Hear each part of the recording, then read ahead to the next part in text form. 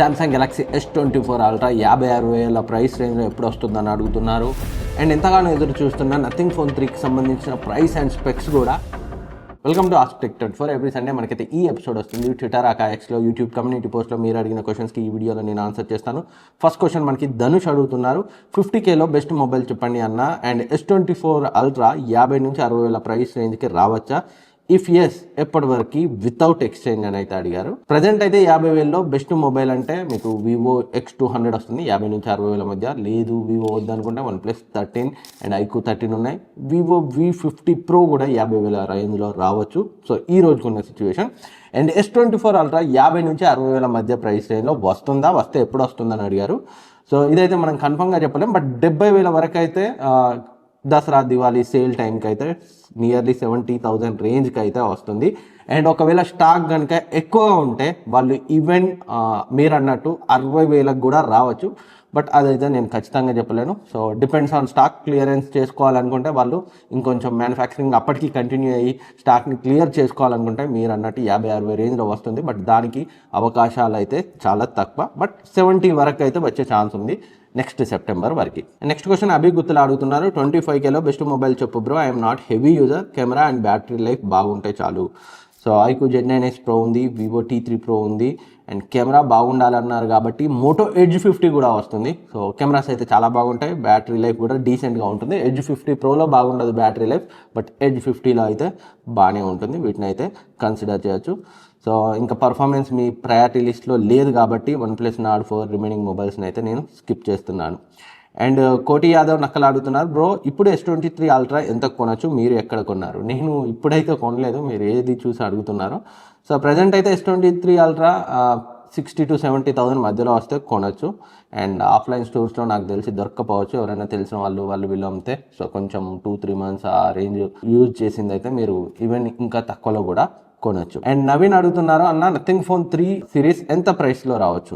Nothing phone 3 అడిగారా, 3A Pro అడిగారా? So నాకైతే ఇది కొంచెం క్లియర్గా అనిపించలేదు. బట్ నథింగ్ 3 సిరీస్ అన్నారు కాబట్టి నథింగ్ ఫోన్ 3 అనుకుంటున్నాను. 3A Proది కూడా చెప్తాను. నథింగ్ ఫోన్ 3 సో చాలా గ్యాప్ తర్వాత లాస్ట్ ఇయర్ అయితే వాళ్ళు నెంబర్ సిరీస్ ఫోన్ని నథింగ్ ఫోన్ 2 లాంచ్ చేసి చాలా గ్యాప్ వచ్చింది. నియర్లీ 2 years కానొస్తుంది నెక్స్ట్ జూన్ వరకు.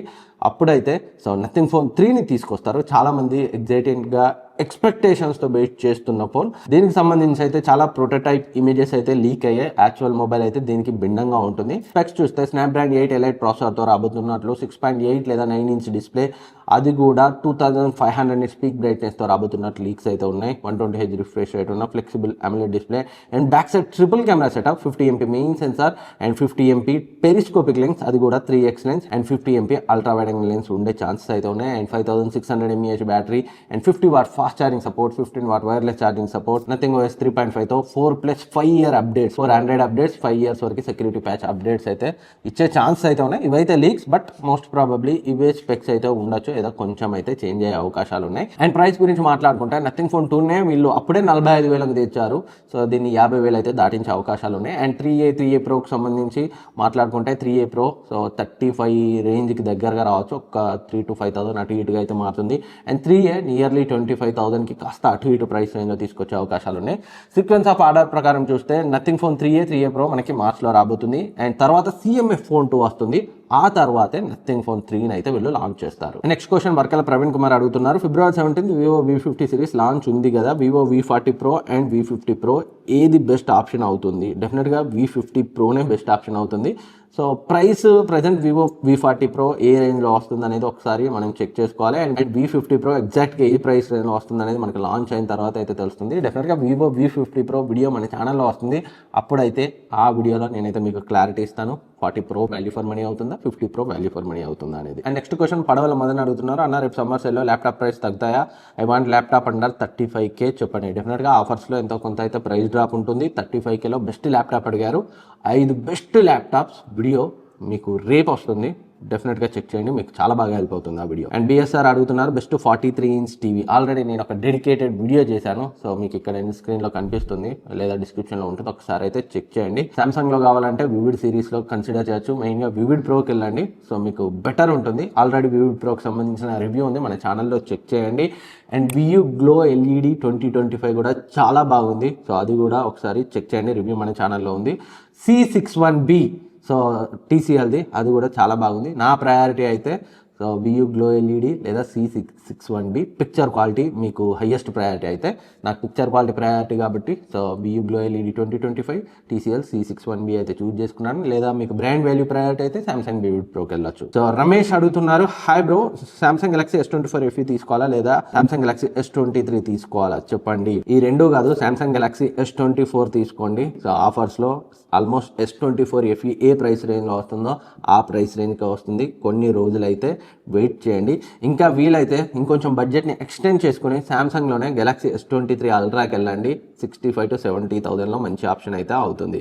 అండ్ నెక్స్ట్ భరద్వాజ్ అడుగుతున్నారు, 20Kలో బెస్ట్ మొబైల్ చెప్పాలి అంటే సింగిల్ ఫోన్ మీ డైరెక్ట్ పిక్ మొబైల్ చెప్పండి. ప్రజెంట్ ఉన్న మొబైల్స్లో ఓన్లీ వన్ మొబైల్ మీ పిక్ చెప్పండి. నేనైతే ఒక 1000-2000 ఇంక్రీజ్ చేసుకొని వివో T3 Pro లేదా ఐక్యూ Z9S Proని అయితే చూస్ చేసుకుంటాను. నెక్స్ట్ హేమంత్ పోతల అడుగుతున్నారు, bro if you have to choose one phone for 1 year which would you choose అన్న క్వశ్చన్ అర్థం కాలేదు. బట్ లాస్ట్ 365 daysగా వచ్చిన మొబైల్స్లో మీ ఫేవరెట్ మొబైల్ అని అడిగిరని నేను అనుకుంటున్నాను. సో నా ఆన్సర్ అయితే వివో X200 Pro నాకైతే చాలా బాగా నచ్చింది. సో కెమెరాస్ అయితే చాలా బాగున్నాయి. అండ్ అంతకుముందు డిస్ప్లే అండ్ కొంచెం డిజైన్లో కొన్ని ఎర్రర్స్ ఉండే X100 Proకి X200 Proకి. ఇప్పుడు నా చేతిలో ఉంది X100 Proనే. సో చాలా ఇంప్రూవ్ చేశారు X200 Proలో. అండ్ పర్ఫార్మెన్స్ ఏ ఆండ్రాయిడ్ బ్రాండెడ్ సామ్సంగ్ ఫ్లాగ్షిప్కి ఏమాత్రం తగ్గదు, చాలా మంచి పర్ఫార్మెన్స్ ఉంది. బ్యాటరీ లైఫ్ ఎక్సలెంట్గా ఉంది. ఇంకా కెమెరాస్ గురించి స్పెషల్గా చెప్పాల్సిందే లేదు. వీడియో క్వాలిటీ కూడా చాలా ఇంప్రూవ్ చేశారు. బట్ 16 Pro Max నా దగ్గర ఉంది, దాంతో కూడా టెస్ట్ చేశాను. కొంచెం అయితే వెనకబడి ఉంది ఒక వీడియో డిపార్ట్మెంట్లో. అదర్వైజ్ నా favourite X200 Pro. Next question Vishnu అడుగుతున్నారు, Samsung S24 Ultra and iPhone 16 Plus కెమెరాలో ఏ ఫోన్ బెస్ట్ అన్న. డెఫినెట్గా సామ్సంగ్ గెలాక్సీ S24 Ultra. మీరు 16 Plusతో కంపేర్ చేస్తున్నారు, దాన్ని Pro Maxతో కంపేర్ చేయాలి. అడుగుతున్నారు 65Kలో సామ్సంగ్ S24 Ultra రావచ్చా బ్రో. నెక్స్ట్ కమింగ్ అప్ సేల్స్లో S సిరీస్ తీసుకోవడం నా డ్రీమ్ బ్రో. S23 Ultra అనుకున్నా, కానీ కర్వ్డ్ డిస్ప్లే నాకు నచ్చదు అన్నారు. సో కర్వ్డ్ డిస్ప్లే నచ్చకపోతే S24 Ultraనే మీకు బెస్ట్ ఆప్షన్. వెయిట్ చేసైనా ఆఫర్స్లో S24 Ultraని కన్సిడర్ చేయండి.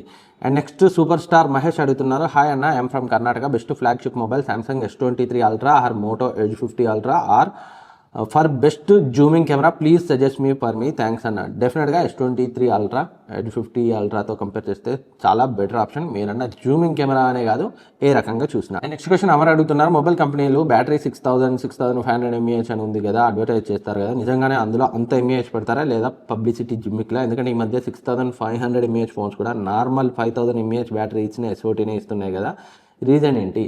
సో చాలా బ్రాండ్స్ నిజంగానే 6500 mAh వాడతాయి. సో కొంచెం తక్కువ ఉంటుంది, బట్ దాన్ని రౌండ్ ఫిగర్ చేస్తారు. దానికి కొన్ని లిస్టింగ్ అవి ఇవి ఉంటాయి, నాకు కూడా ఎగ్జాక్ట్గా ఐడియా లేదు, బట్ రియల్గానే వాడతారు. అండ్ 5000 mAh ఇచ్చిన బ్యాటరీ లైఫ్ ఇవ్వట్లేదంటే ఆప్టిమైజేషన్ సరిగా లేకపోవడం తప్పితే. చాలా బ్రాండ్స్ ఇప్పుడు సిలికాన్ కార్బన్ బ్యాటరీస్ వస్తున్నాయి కాబట్టి ఎక్కువ కెపాసిటీ బ్యాటరీని తక్కువ సైజులోనే వాడుతున్నారు. అందుకే మనకి ఎక్కువ మొబైల్స్లో ఎక్కువ కెపాసిటీ బ్యాటరీస్ అయితే కనిపిస్తున్నాయి ఈ మధ్య కాలంలో. ఇంకా ముందు ఇంకా ఎక్కువ వస్తాయి. Next question fun shorts Telugu అన్న, అసలు One UI ఏం బాగుంటుంది కదా, చాలా యూట్యూబర్స్ బాగుంటుంది అంటారు, మీ ఒపీనియన్? చాలా ల్యాగ్స్ అండ్ హీటింగ్ ఉంటుంది One UIలో. లేదు బ్రో, బాగానే ఉంటుంది, బట్ అన్ని యూఎస్తో కంపేర్ చేస్తే పెద్ద తోపు అనిపించేలే అని ఏం లేదు, బట్ బాగానే ఉంటుంది. పెద్ద అంటే మనకి జనరల్గా చాలా యూఎస్లో యాడ్స్, సో నోటిఫికేషన్స్ వస్తాయి యాప్స్కి సంబంధించిన, అలాంటివి కొంచెం తక్కువ One UIలో, ఆల్మోస్ట్ నిల్లు. అందుకే చాలామంది దాన్ని బాగుంది అంటుంటారు. బట్ ఇంకా ఫీచర్స్ పరంగా చూస్తే ఇంకా One UIలో కొంచెం స్కోప్ ఉంది, ఇంప్రూవ్ అవ్వాల్సిన అవసరం అయితే ఉంది.